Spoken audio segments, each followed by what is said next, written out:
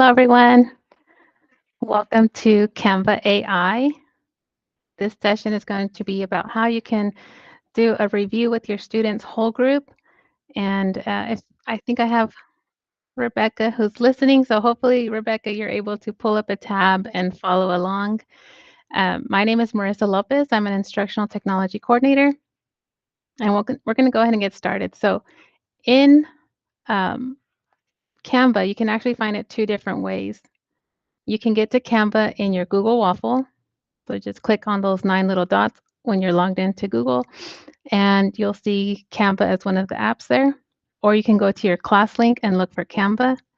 And so we all, as educators, have a somewhat of a paid Canva account. It's free for educators, but you do have a lot of access to things that if you're using a personal Canva account, um, those will charge you for it. So these are education um, resources that the Canva offers you for free. So go ahead if you want to have another tab open, you can go to Canva now with me. And then when you are in, at the top, you're going to see this little box and it says, "What will you teach today?" And I do want you to click on the actual word Canva AI. And when you click on that, it turns pink. And then you'll see at the bottom that there's a code for me that also turns pink. So you'll see you just have to do the little top one. It's the third little button. Okay. And then all you have to do here for Canva to create some amazing reviews for you is you're just going to type that what you want it to make for you. So you can say type or create an engaging review over the following, and then just put your subject and then the TEK that you're teaching. And here I made some examples for you. So if you're teaching science, you could say make an amazing review game over the science TEK, and then I just copied and pasted it from Lead Forward. Describe the cycling of matter, and then what it does is I'm going to go ahead and show you. I'm going to go to a new tab. Okay, so you're going to go to Canva either using the waffle or ClassLink. I have mine pinned to the top. Okay, so you're going to make sure that this is pink.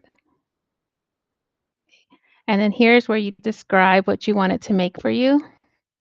So I'm going to put create an engaging review lesson for my 4th graders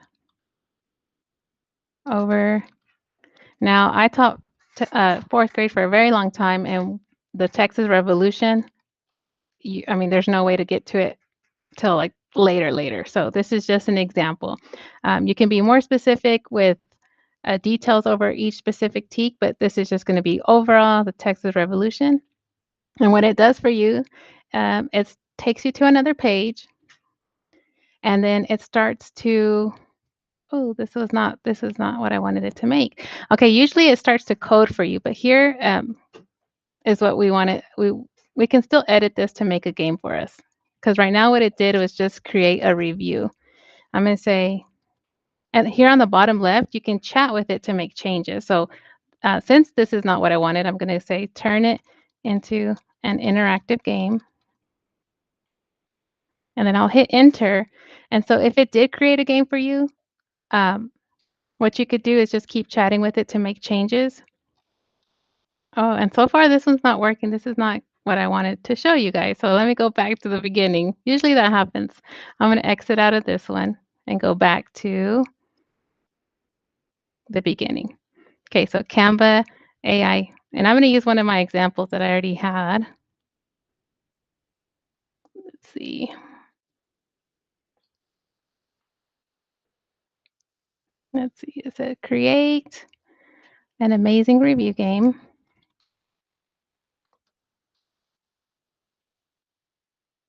over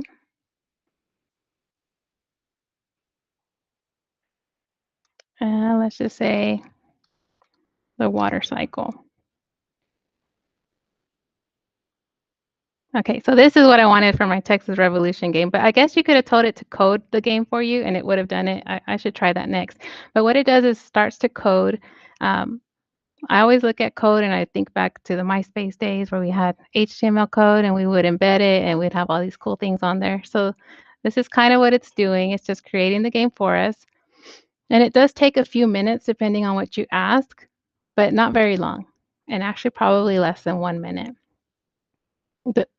Some lines of code I've seen go up to 800 lines of code. So depending on what you ask, that's how long it's going to take to create your game. So notice how I just put create an amazing review game over the water cycle. If you wanted yours to be pull up the teak that you're teaching or you've already taught this week, and then you can play with it right now and just have it create the game for you. And if it doesn't do this coding, then on the bottom left, I would suggest that you say for it to code for you. See, we're already at 486 lines. I don't know that I've seen one go over 800 lines. That's probably average. Okay, and so it created the water cycle adventure game for me.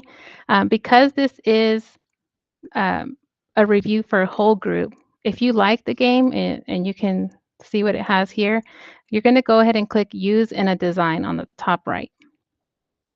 And I would say use presentation. The whiteboard one is cool because you can add multiple games on there, but we're just going to do one. Okay, so what it does is it puts it on a presentation for you, so it's no longer in the coding section. And you're just going to present this to your class the way you would any slideshow. You can either click this arrow at the bottom, very bottom right next to the question mark, or you can click present and share. I like this bottom expand arrow. In one click, it's in full screen. And so you would pull this up on your board, your Clever Touch, and you can have the students answer with you. And then if you get it right, it has a yes or no. If you get it wrong, it tells you. Um, so that's one example of what you can do whole group. Okay. Now, let's say you want to change something to this. You can go back to where you created the game. And instead of let me see, you could say add or change the color.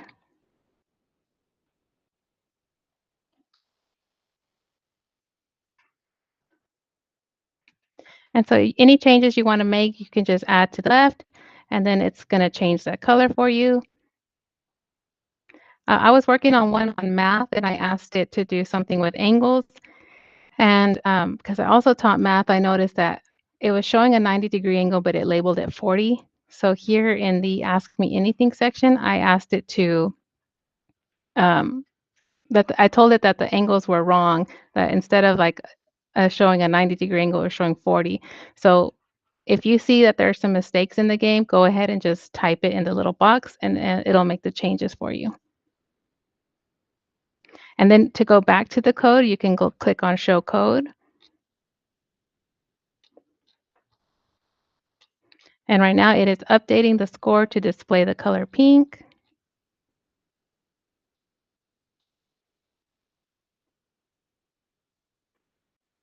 Okay. So, and then it tells you this is version 2. So you can always come back to previous versions. Maybe you didn't like the pink. You can come back and click on version 1. So now you have 2 different options. Okay. Are there any questions so far? Because that was a little fast.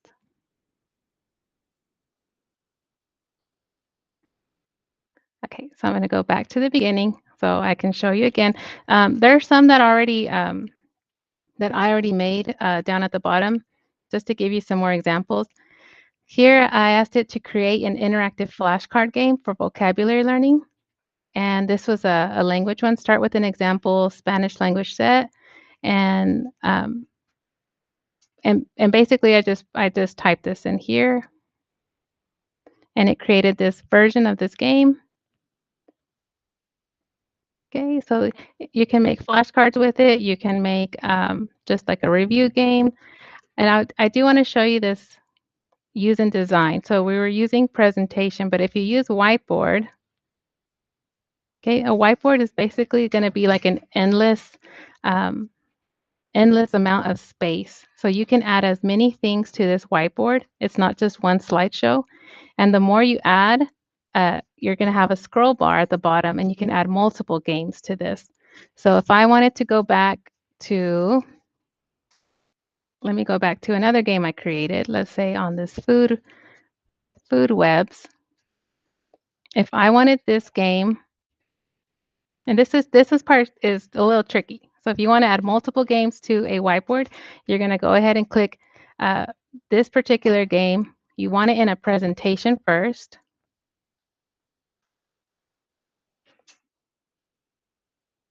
Okay, so you're going to click presentation. And then all you need to do is take the URL from this page. You're going to copy that URL. And then you're going to come back to your whiteboard. And you're just going to click somewhere in the white space. And you're going to hit Control V to paste it. And now you have two games on the same whiteboard. So you can have multiple reviews that you make over a certain topic. And then when you share this, or you go full screen, you can play this game, and then you can scroll and play this game, and you can zoom it in as much as you want, so you can have access to this one and then this one. Um, but that's how you add multiple to one design.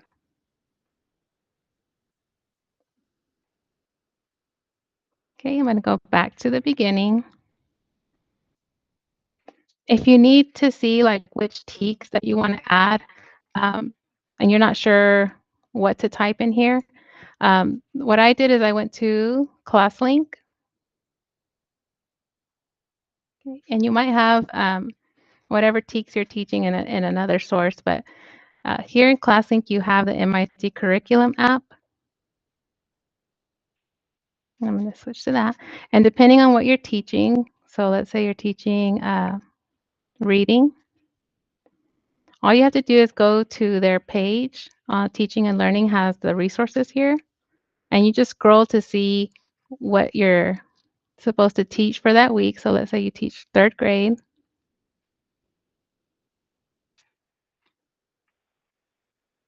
And they usually have a year at a glance that you can follow to see what you're teaching. So here in the first 6 weeks, if you're doing The Wind of the Willows, okay,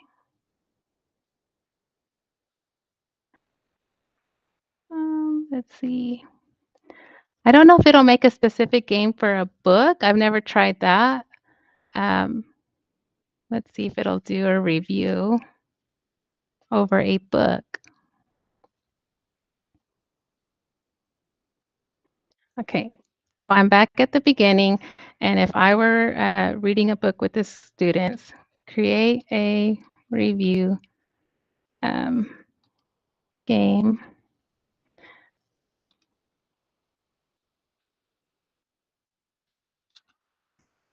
Okay, and I put create a review game based on Charlotte's Web, and so it's coding the game for me. I would probably say chapter 1, so it wouldn't take so long. This one might take a while. And even if you click out of it, it'll keep coding for you. So that, and all of your designs that you've made, all of your review games will save, and I'll show you where those go. Okay, while this is coding, because usually it'll probably go to like 600 or 700 lines. Does anybody have any questions so far, or something that you want me to go back over?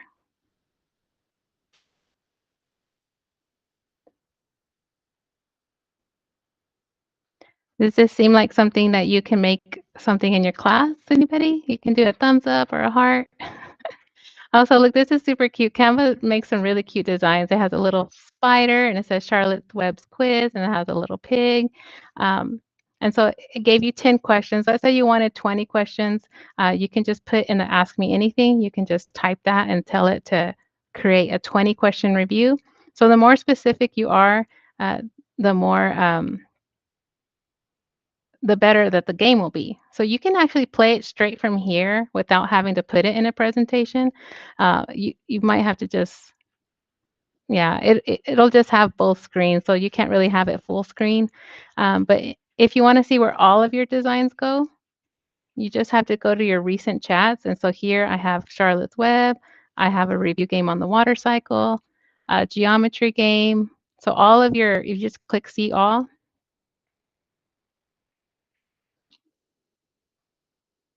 Let's see how many I have.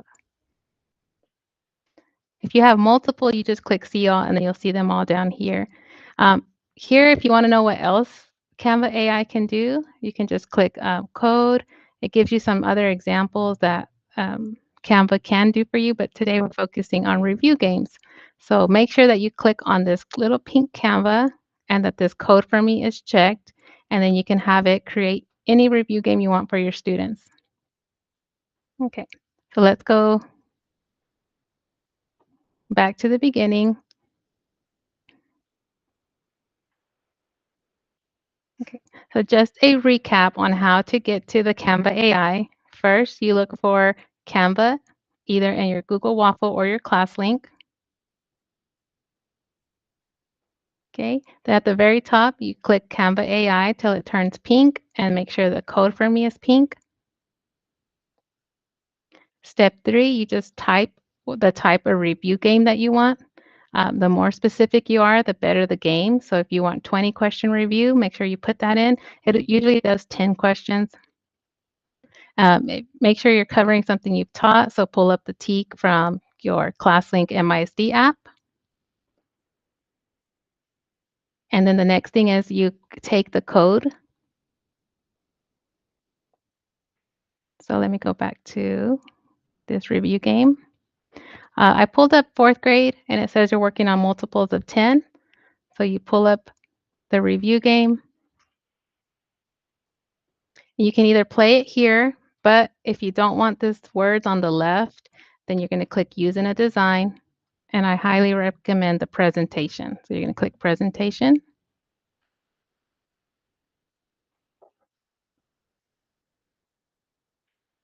Once you click Presentation, it takes you to a page. This game is all by itself. At the bottom, you want to click the little full screen arrows.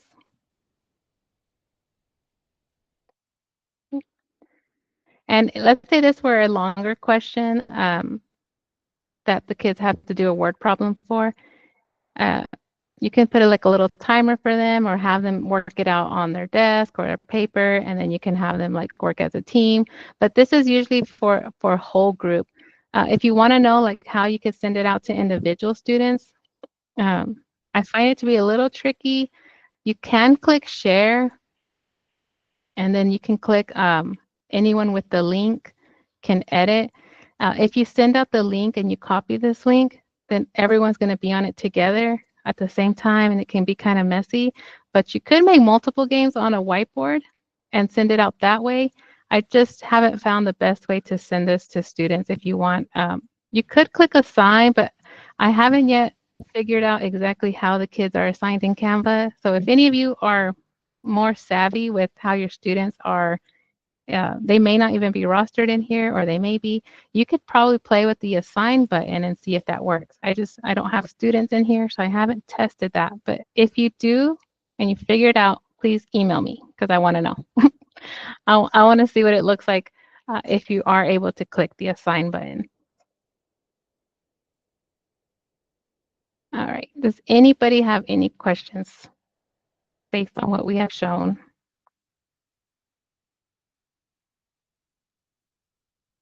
I know, I think Josh said you can make a classroom, but I've played with that too, and I can't seem to get the function right. So if you're able to get it to work, creating a classroom, or maybe your students are already in there. In the past, I've had it to where they're sending links back and forth, so it doesn't really work very well. But if you want to make this just a whole group review, just make it full screen. And if you get the wrong answer, for example, okay, and if you don't want it to show the answer, maybe you can go back to your editing mode and have it say, instead of giving the answer, give them a hint. So all of those things you can do when you're creating the game. Okay. So here, if I wanted to say in the little comment box, do not give the answer, give a hint instead. Okay, remember what it does is it keeps your first version. And what it's doing is it's working on changing that feedback. So instead of giving answers, it's going to give a hint. And then it creates a second game for you. Okay, so let's see if we get it wrong. Okay, so this time it didn't give, so it does do the changes that you want it to do as long as you edit them and type them on the side. I think I had somebody come in recently, so once you create your game, okay, you type what you want it to make for you here. Now, let me show you this other cute game. I think it was this one, this Food Webs one. Okay, so this one's super cute. I have another idea if you want to try it. If you do have a Google site, you can take this code and copy this code, and you can paste it into a Google site. I'm going to show you that just really quick in case you want to keep all of your games somewhere besides a whiteboard. Here in your waffle, you have what's called sites. If you haven't made one, you'll have to make one. But here's one that I like to play with. Once you're inside of your site, you can just click somewhere where you have white space. You have this little embed code. You just double click somewhere, and then you type embed code. And sometimes it works, sometimes it doesn't, but usually it works. So you can insert this, and then you could make pages for it where you could do review games for chapter 1 or review games for chapter 2. And then you would do is share this link. You would publish the site, and then you would share the link with your students. So you do have to hit publish twice. And then this is the link that you would share with your students in Google Classroom. But that's if you want to keep all of the games that you've created somewhere and then keep them for multiple months or years, and kids can go back and review certain things. You might have them go back to the beginning of the year. You can make multiple pages. So however you want to set up your games, you can put them on sites or just leave them in Canva. You can play it here straight from the creation. Okay, or you can click Use in Design and switch it to a presentation and make it full screen.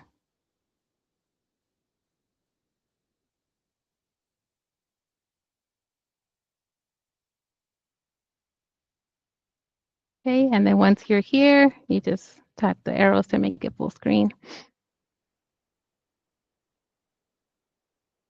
All right, so that was a lot of information. If you forget how to make Canva AI games and you have questions, you can just email us at itechhelp@midlandisd.net, and we can just send you like a little quick tutorial on how to make them. They're pretty easy. All you have to do is like play with it, and then remember to toggle between that code. So let me go back here. When you're stuck on this code, just remember you can toggle this to go back to the game. And the more changes you make, you can go to version 1 and version 2. It'll keep making changes for you. And if you don't know how to move it to a full screen, you can just leave it here with these words on the side. But I highly recommend presentation or whiteboard, either one, so that you can have access to it full screen. And that's pretty much all I have for you guys today. I'm going to stay on for 5 more minutes if you have any questions. If not, thank you for coming, and we're going to mark you for credit for Exchange Day so that you get 30 minutes for today's course.